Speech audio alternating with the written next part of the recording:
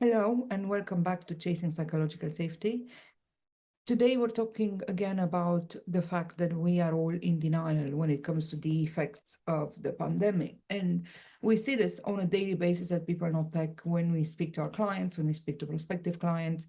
There is a hefty amount of slow burning or kind of hidden drama. There's anxiety, there's burnout, there's a lot of disengagement. There's an inability to perform at the levels that we want to perform at.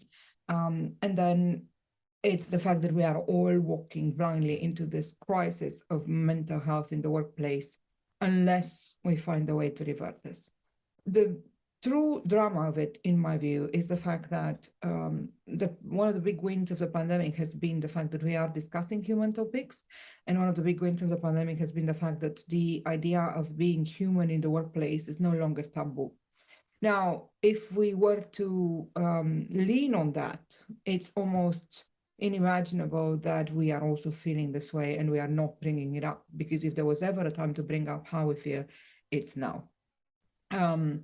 So what really we would like to see happening is that all of us that are in the situations and all of us that are with these companies that are not quite paying attention to our state of mind, find a way to speak up for ourselves. So, for instance, one of the things that we keep saying to the team members that we work with is the fact that at the end of the day, self-advocacy in terms of self-care is crucial. So they have to find the words to express a need for time, a need for boundaries, a need for more understanding.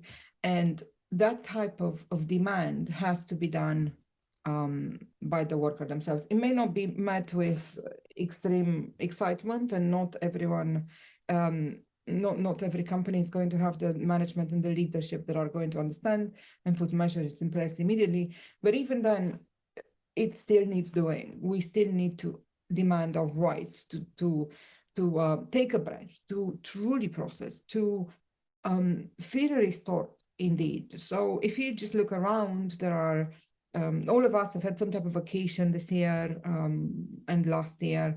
And you'd think that between those pauses and those breaks and the fact that people are working from home, people would be well rested. And what instead we're seeing is that people are unimaginably tired, they are overworked, they have never recuperated from the shock of the pandemic. And that's what I'm saying. And that's what I'm saying we need to pay attention to. There is a hefty amount of debt we are creating right now by not taking this opportunity to teach people that self-care is okay, it's necessary. And if they don't get it from the company they're at, they need to move on to the next one. So that's one of the things that we need to be very honest about. A good practical nowadays advice when it comes to burnout is to just leave. That wasn't a good practical advice a few years ago.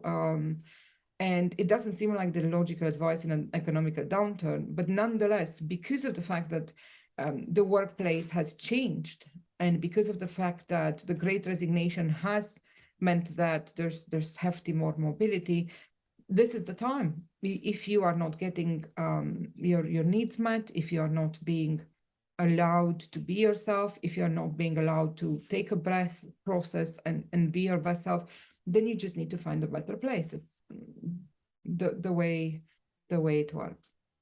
So if you are management, if you are leadership, consider that people get this advice and they know this. They don't need to get the advice. They know this. The option is to leave.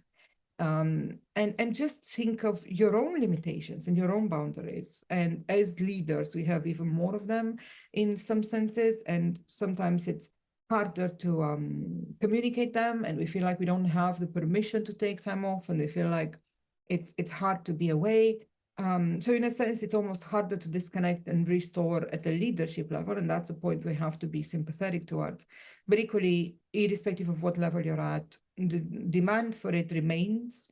We have to stop being in denial regarding the effects of the pandemic. We have got to do the human work, both at a team level and at an individual level. And we have to hope that our companies are going to care that we do it and thank us for it. So all the best, and we'll see you next week. Bye.